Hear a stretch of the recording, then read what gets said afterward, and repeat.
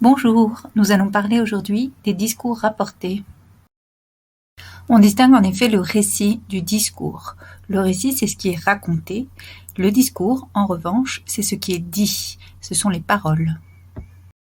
Le narrateur ou la narratrice peut ainsi faire intervenir du discours à l'intérieur du récit. C'est donc lui ou elle qui rapporte les paroles. Le narrateur a 4 possibilités pour insérer des paroles. Le discours direct, le discours indirect, le discours indirect libre, le discours narrativisé. Dans le discours direct, le lecteur a accès directement aux paroles du personnage puisque le narrateur les rapporte telles quelles sous forme de dialogue. Il utilise ainsi la ponctuation du dialogue, c'est-à-dire des tirets et des guillemets, qui ne sont pas obligatoires. L'effet produit est un effet de réel puisque le lecteur connaît ainsi la façon de s'exprimer du personnage. Dans le discours indirect, la parole est prise en charge par le narrateur. Le personnage ne parle plus directement, tirets et guillemets disparaissent.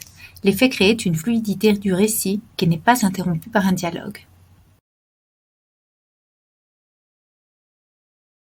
Dans le discours indirect libre, il n'y a pas de verbe introducteur de parole, pas de ponctuation du dialogue, et pourtant le personnage semble penser tout haut. L'effet produit est un mélange des voix. À la voix du narrateur se superpose celle du personnage. Le discours narrativisé, c'est un dialogue tout entier qui est résumé en quelques lignes par le narrateur qui intègre dans son récit tout ce qui a été dit durant le dialogue. Cela provoque une accélération du rythme puisque le dialogue est restitué sous une forme très condensée.